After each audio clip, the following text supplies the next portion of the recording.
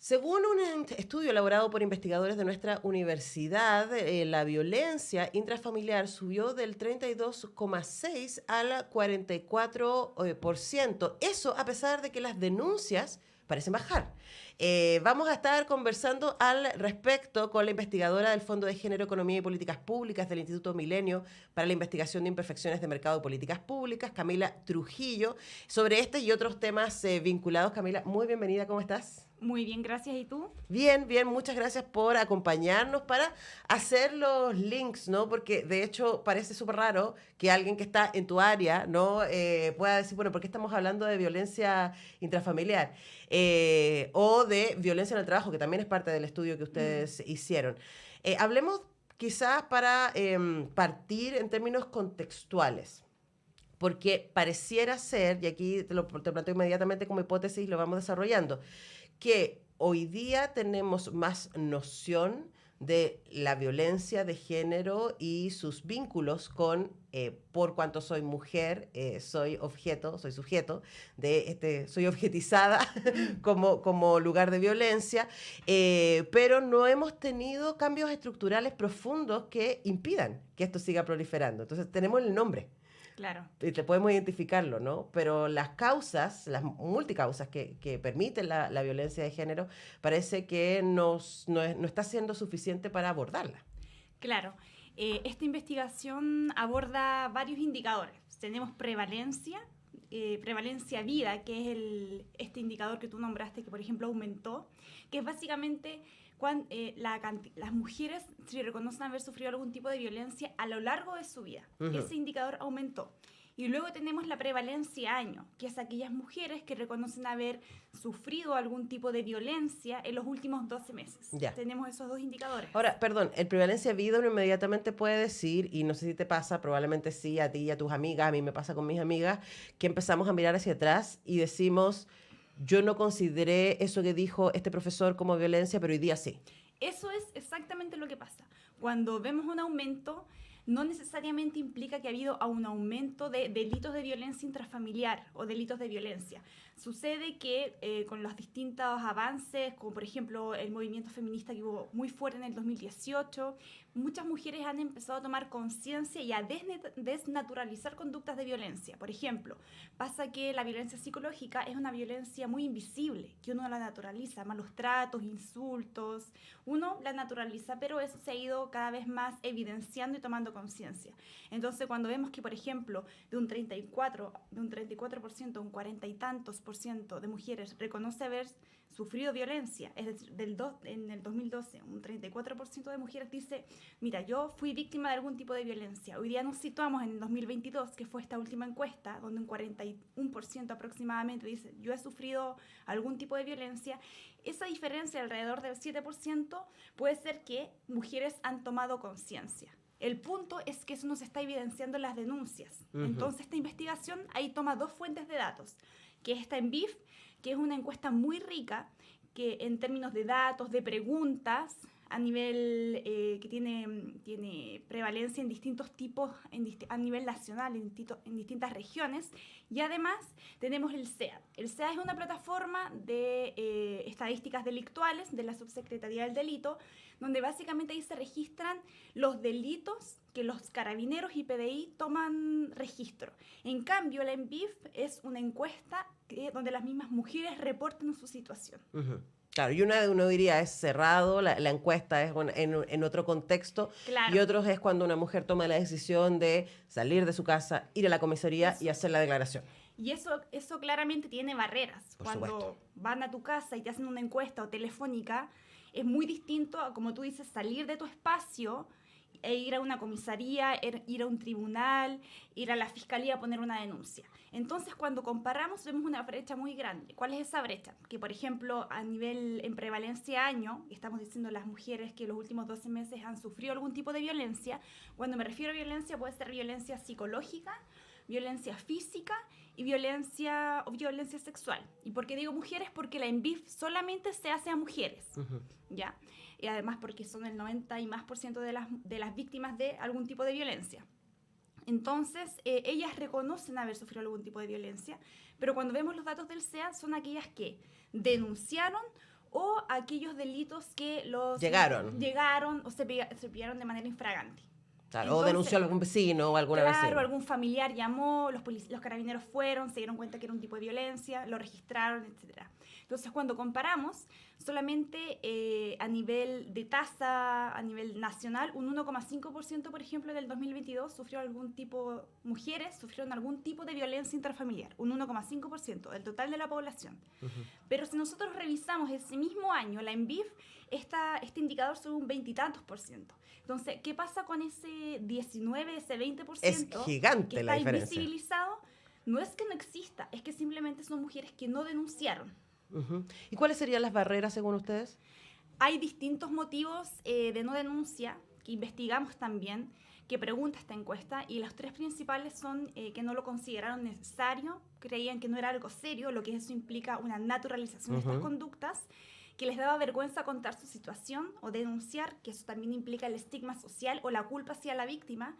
Y el tercer motivo de no denuncia es que ya lo habían hecho antes y no pasó nada, o en realidad creían que a pesar de denunciar todo iba a quedar igual, que implica una poca credibilidad del sistema judicial. Pero además uno piensa, una mujer que vive violencia y no denuncia la violencia sigue conviviendo con la violencia. O sea, es muy claro, ¿no? Claro. Pero una mujer que denuncia la violencia tiene que convivir con las consecuencias de haber denunciado. Y aquí probablemente me gustaría meterme en lo más contextual que instalaba al principio de la primera pregunta, ¿no? Por ejemplo, según he leído, y aquí tú me puedes corregir, y les recuerdo que hablamos con Camila Trujillo, investigadora, una de las razones como más contextuales porque las mujeres no denuncian es porque si denuncian eso va a tener consecuencias en su relación, en su familia y va a obligarlas a moverse. Y en muchos casos, y ahí aparece el tema de la independencia económica, eso simplemente no es posible. Claro. También eso fue una pregunta que se hace en esta encuesta y muchas mujeres dicen que tienen miedo por represalias, tanto a ellas mismas como a sus familias o a sus hijos e hijas. De hecho, es mucho más fuerte cuando hay hijos o hijas de por medio. Entonces, también influye mucho lo que tú dices, que es la autonomía económica. Estamos hablando de un ciclo de violencia. Si hay una mujer que no tiene una autonomía económica, si no tiene ingresos, si no tiene, por ejemplo, redes de contacto y se ve enfrentada a situaciones de violencia, es muy difícil que pueda salir de ese ciclo, porque se empieza a cuestionar muchas cosas. Básicamente hace un análisis de me voy, pero ¿qué pasa? O me quedo y aguanto. Ese es un poco el ciclo que se repite. Y además también ya un poco de vista más quizás de un ámbito psicológico, hay un ciclo, o sea, hay un acto de violencia, viene una etapa donde el victimario en este caso pide disculpas, o también se le llama una reconciliación o luna de miel. La mujer dice ya ok, o la víctima en este caso dice ok, ya esto fue una vez, no va a volver a suceder, y vuelve de nuevo el ciclo de violencia. Entonces es un ciclo que no termina. Y eso se ve muy acentuado cuando no hay una autonomía económica de por medio. Claro, porque no hay espacio para decir, ¿sabes qué? Voy a tomar distancia, déjame pensarlo. Claro. Déjame dar espacio para que además me demuestres que esto fue un error, que etcétera, sino como no tengo espacio para poder distanciarme. Ahora, uno también pensaría, volviendo a una de las razones que ustedes levantan en la investigación respecto a por qué las mujeres no denuncian, y uno es la normalización, ¿no? Porque no fue suficientemente grave. Claro. Y ahí uno podría pensar que esa normalización existe en toda la sociedad, en hombres y en mujeres. Y hay el iceberg de la violencia. Sí. Para que la gente que fue desarrollado por Amnistía, que es muy interesante cuando uno lo ve, porque en general cuando hablamos de los delitos, hablamos de cosas que ya cruzaron cierto nivel, ¿no? Estamos hablando de, por supuesto, el más alto, el más grave, feminicidio, ¿cierto? Pero antes de eso hay violencia física, antes de eso hay otro tipo de acciones que son externas y de las que quedan huella y que están tipificadas como delito. Pero debajo, el iceberg que está bajo el agua es tremendo. Y ahí está toda la violencia psicológica, ¿cierto? Todo el gaslight, los micromachismos, etcétera, con los que convivimos cotidianamente. Y a mí lo que me pasa, Camila, y aquí también te lo pongo, no sé si ustedes la han trabajado también, es que esa parte que sostiene la violencia más escandalosa, diríamos, la violencia criminal, diríamos, está sostenida culturalmente, está sostenida en nuestro relato, está sostenida en las canciones, está sostenida en cómo nos criaron, a nosotras y a ellos también, está sostenida por un contexto cultural que la verdad no parece no haber cambiado tanto, a pesar de todos los movimientos feministas de la última década en Chile de manera muchísimo más visible. Por supuesto, el feminismo viene de mucho antes, pero podríamos situarla en la última década. Claro, como tú bien dices, hay un contexto cultural que sostiene estos micromachismos invisibilizados, que es básicamente la parte de arriba del iceberg. Todo lo que está abajo no se ve. Un dato interesante es que hay un estudio que, no recuerdo exactamente el nombre, pero le pregunta a las mujeres, ¿tú has sido víctima de violencia psicológica o de violencia física? Y las mujeres dicen no. Esto es un estudio que se hizo solo mujeres. Y después... solamente es esa la pregunta. Y después se les consulta, ya, pero por ejemplo, tu pareja o expareja te ha agredido verbalmente, ha tenido malos tratos, no sé, te ha pegado, te ha hecho algún... Y empiezan a nombrar conductas específicas, muy detalladas. Y ahí las víctimas dicen, en realidad sí. Entonces, también pasa en que no sabemos qué es connotativo de violencia psicológica o violencia física, porque está naturalizado muy bien, como dices, en las canciones, vamos a ver en los comerciales de antes incluso, o sea, en muchos aspectos públicos de la vida. Entonces, aquí ya cuando hablamos de cómo poder desnaturalizar esa violencia, no solamente implica, por ejemplo, que ya tengamos mejores canales de denuncia, o, por ejemplo, hagamos capacitaciones a las personas que reciben las denuncias, sino también cómo intervenimos otros espacios de socialización, como, por ejemplo, en las escuelas, en los colegios, en los servicios de salud, en todos los ámbitos públicos. O sea, además, las cifras que sí tenemos respecto a violencia en el pololeo son impresionantes, o sea, de verdad. Y ahí uno le pasa, yo constantemente lo converso con mis alumnos, es como tenemos por un lado el movimiento feminista, ¿cierto? Y el contradiscurso, etcétera, pero por un lado, estoy bailando reggaetón toda la noche y cantando eso, ¿no? Y hay muchísimas de esas letras, por dar lo más extremo, ¿no? Por supuesto, pues podemos también encontrar muchas letras muy machistas y muy misóginas en el pop y en el rock. Me cuesta pensar, ¿no? Que no, bueno, pero si me celas porque me quiere, ¿cierto? Es obvio que me pregunta dónde estoy porque está preocupado por mí y ese tipo de cosas que son más difíciles de ponerles el dedo encima y decir, ojo, aquí hay un problema que tiene que ver con cómo concebimos los valores de las personas, si son hombres o si son mujeres. Es así de brutal. Claro. Sí, de hecho, algo muy interesante que tú dijiste, que es los jóvenes.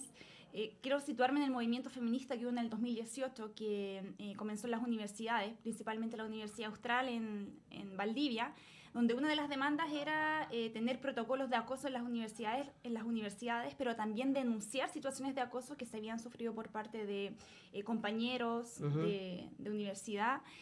Y cuando nosotros vemos las estadísticas, este año vemos que en la mayoría de las ciudades o capitales regionales, principalmente Santiago, Concepción, Valparaíso, que fueron donde hubo una mayor movilización, las denuncias suben, aumentan. Es decir, las mujeres están denunciando más en esos periodos de tiempo donde hubo una protesta, donde hubo una movilización por situaciones de violencia. Claro, porque además ahí está, es un poco lo que pasó con las tesis, ¿no? Claro. De decir, uy, no me pasó solo a mí, porque una de las maneras de violencia también, el gaslighting, ¿cierto? O el loqueo serían nuestros términos de decir, no, pero a ver, eso no es así. Que es algo que también es una forma de violencia. Cuando uno le dice a su pareja, ¿cierto? O a la persona que le está violentando, tu jefe, o no sé, tu papá, etcétera, oye, pero esto no. Y dicen, no, pero eso no es así. No, esto tú te lo imaginaste. Y cuando tú empiezas a ver que eso que tú te dijeron que te imaginaste, no te lo imaginaste, sino que le pasó a otra gente, y le pasó a otra gente, y le pasó a otra gente. O sea, la cantidad de amigas mías que se dieron cuenta de que, y de varones también, claro, de que no, a partir de lo de las tesis, ¿no? De que tener sexo no consensuado explícitamente bajo los efectos de las drogas y alcohol es una violencia. Claro. Pero antes de eso era como... Yo me acuerdo que le preguntaba a un varón así como, ya, pero ¿tú alguna vez has estado con una mina que esté borracha? Es como obvio. Y es como, bueno, hola. Habría cosas que revisar ahí. Claro. Sí. Pero esa idea de lo obvio, ¿no? De que culturalmente está aceptado y de que nunca me lo había preguntado. Nuestra generación, estoy pensando, los que estamos sobre los 30, sobre los 40, diciendo... culturalmente venimos llevando una carga de normalización que está cambiando. Y ahí, para terminar, Camila, te pregunto respecto a eso, sobre lo que sí está cambiando. Porque, o sea, los datos que ustedes nos entregan hay mayor conciencia, pero no necesariamente mayores denuncias. Eso. Y yo creo que eso es lo que también a mí, por lo menos, que trabajé en esta investigación, me genera un poco de angustia, porque hay mayor conciencia, hay mayor desnaturalización de hechos de violencia. Hoy día estamos hablando de violencia, probablemente antes no se hablaba tanto, pero el punto es que no se está denunciando, no se está reportando. las denuncias han caído, por ejemplo, las denuncias en el ámbito laboral también. Entonces, el punto es qué está pasando. Y ahí es donde entramos a ver estos motivos que te conté de motivos de no denuncia, pero también en la credibilidad del sistema. Claro. O sea, cuando, por ejemplo, les preguntamos a las víctimas dónde acuden ustedes para solicitar ayuda cuando son víctimas de algún tipo de violencia, ellas mencionan Carabineros o PDI, tribunales de justicia o fiscalía y los sistemas de salud. O, en este caso, también algunas mencionan ONG, comunidades religiosas, etc. Pero esas tres son donde más van. Y cuando les preguntamos, ok, aquellas que fueron a estas instituciones, a estas tres, ¿se sintieron satisfechas con la respuesta entregada? Y de estas tres instituciones, la que tiene una menor tasa de satisfacción es Carabineros o PDI. Es decir, más o menos un 61% de las mujeres que fueron quedaron satisfechas con la respuesta. O sea, un 40% que no le dieron la respuesta a lo que ellos estaban solicitando, además, que es ayuda. En una situación de extrema vulnerabilidad. Claro. Entonces, ahí hay una tarea pendiente que hacer en las instituciones, ¿cierto? En la sociedad toda, respecto a cómo nos educamos, porque de nuevo los violentos nos brotan naturalmente del aire, son construidos culturalmente, hay cosas que como sociedad nosotros permitimos y alentamos a los varones. Y callamos. Y callamos además. Entonces, claro, tenemos que hacernos cargos, pero efectivamente se necesita una mayor preparación de parte de todas estas instituciones que van a recibir las denuncias. Así que, bueno, por lo menos hoy día tenemos datos, eso ayuda un montón a mirar las cosas. Hemos conversado con Camila Trujillo, investigadora del Fondo de Género, Economía y Políticas Públicas del Instituto Milenio para la Investigación de Imperfecciones de Mercado y Políticas Públicas. Muchas gracias. Gracias a ustedes. Nosotros cerramos este programa de día jueves. Yo regreso a las 18 a hacer Sintoniza tu Salud Mental. Vamos a estar hablando de salud mental en universitarios y universitarias. Tremendo tema. ¿Generación de cristal? Esa es una pregunta para hacerse, que vamos a estar contactando con los expertos y expertas del Núcleo Milenio IMAI. Y el semáforo vuelve mañana, de día viernes. Que estén muy bien. Chao. Hasta acá el semáforo de hoy. Antonella Esteves y sus invitados les esperan pronto en una nueva edición de este espacio del Departamento de Prensa de Radio Universidad de Chile. Dirección Patricio López. Edición Diana Porras. Producción Tania González.